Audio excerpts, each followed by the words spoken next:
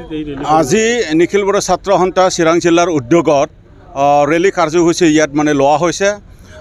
এই কাৰ্যসূচীটো এই কাৰণে লোৱা হৈছে যে যোৱা 3 তাৰিখত দুগৰাকী ছোৱালীক দুৰ্নীতিত মানে কিছুমান মানে বেয়া মানে ব্যক্তিসকলে মানে ধৰ্ষণ মানে কৰিছিলে বা ৰেপ কৰিছিলে। আৰু তাৰ পিছত আৰু 5 তাৰিখত এই মানে ৰেপ ইনচিডেণ্টটো খবৰ মানে ল'ব যোৱা মানে এজন মানে ল'ৰা মানে হিৰণময় কাকলাৰীক মানে নিৰ্মমভাৱে মানে দিন দুপৰত মানে হত্যা কৰা হৈছিলে। সেই দুটা মানে যিটো মানে ইনচিডেণ্ট সেই দুটা ইনচিডেণ্টটো নিন্দা কৰি পেলাই আমি এই ৰেলী কাৰ্যসূচীটো আমি আজি লৈছোঁ।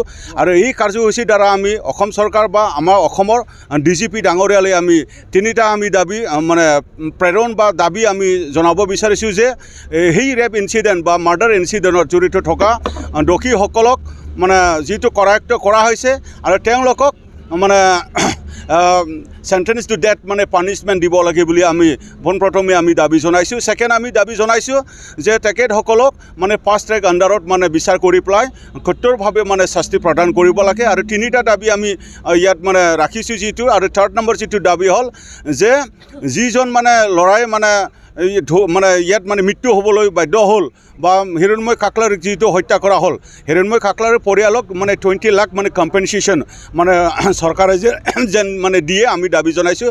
লগতে দুগৰাকী মানে ৰেপ ভিক্টিম মানে ছোৱালী তেখেতসকলক 5 লাখকৈ যেন মানে কম্পেনচেশ্যন মানে অসম চৰকাৰে মানে প্ৰদান কৰে।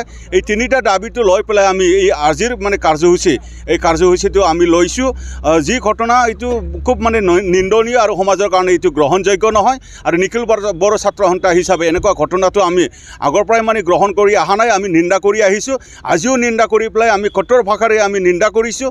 আৰু কঠোৰ ভাষাৰে আমি ইয়াত মানে দাবীও জনাইছোঁ যে তেখেতসকলে যেন মানে কোনো প্ৰকাৰত মানে আজি জেলত আছে বা আজি মানে তেখেতসকলক মানে কৰেক্ট মানে কৰিছে, তথাপিও তাৰ মানে তেওঁলোকে মানে মিনিমাম কিবা এটা মানে শাস্তি পাই পেলাই তেওঁলোকে মানে যেন মানে ৰেহাই নাপায়।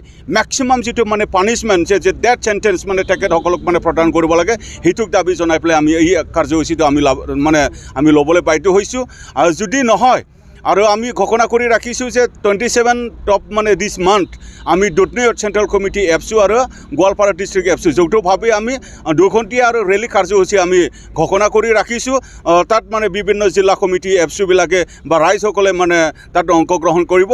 সেইকাৰণে অসম চৰকাৰৰ ওচৰত অতি শীঘ্ৰে মানে আমি দাবী জনাইছোঁ যে অতি শীঘ্ৰে অসম চৰকাৰে যেন যি আমি দাবী জনাইছোঁ সেই দাবীৰ মানে যিটো মানে সমাধান সেইটো সমাধানটো দিয়ে। আৰু যিখিনি আমি ন্যায় বিচাৰিছোঁ সেই ন্যায়টো যেন অতি শীঘ্ৰে মানে ডিউ টাইমত তেওঁলোকে মানে প্ৰদান কৰে, সেইখিনি দাবীটো লৈ পেলাই আমি এই ৰেলী কাৰ্যসূচীটো আমি লৈছোঁ। সেইখিনি দেখিবলৈ পোৱা গৈছে অসমত ধৰ্ষণৰ সংখ্যা বৃদ্ধি পাই আছে বুলি ভাবে নাই, আমি দেখিছোঁ মানে জাগাত এনেকুৱা ধৰ্ষণ বা ৰেপ ইনচিডেণ্ট বা মাৰ্ডাৰ ইনচিডেণ্ট মানে আমি দেখিছোঁ। মানে এই মানে জাগাত যেনেকৈ মানে ৰেপ ইনচিডেণ্ট হৈছে, জাগাত মানে ন্যায় পাইছে, জাগাত মানে ন্যায় পোৱা নাই।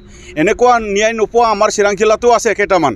এইকাৰণে আমি দাবী জনাইছোঁ যে এনেকুৱা ঘটনাবোৰ মানে কিয় মানে ন্যায় মানে নোপোৱা হৈ যায় লাষ্টত গৈ। আমি এইটো মানে দুখ প্ৰকাশ কৰিছোঁ যেন এনেকুৱা হ'ব নোৱাৰে। তাৰ কাৰণে অসম চৰকাৰ বা অসম মানে প্ৰশাসন, পুলিচ প্ৰশাসন তেওঁলোকে কঠোৰভাৱে মানে ইয়াত মানে ইনিচিয়েটিভ লোৱা বা একশ্যন লোৱাটো আমি বিচাৰিছোঁ। এনেকুৱা যদি মানে ন্যায় নোপোৱা যদি কেছ মানে এক্সাম্পল হিচাপে থাকি যায়, তেতিয়াহ'লে দোষীসকলে ভয় নাখাব বা আমাৰ মানে ছোৱালী বা আমাৰ সমাজটো এইটো কাৰণে মানে আমাৰ কাৰণে এটা ভয়ানক মানে এটা মানে পৰিস্থিতি মানে আমাৰ কাৰণে এইটো মানে হ'ব বুলি আমি ভাবোঁ। এইকাৰণে অসম চৰকাৰ বা পুলিচ প্ৰশাসনে এইটো ডিউ টাইমত এনেকুৱা ইনচিডেণ্ট যিটো হৈ গৈছে ইয়াৰ ওপৰত একশ্যন ল'ব লাগে আৰু পুনৰ এনেকুৱা ঘটনা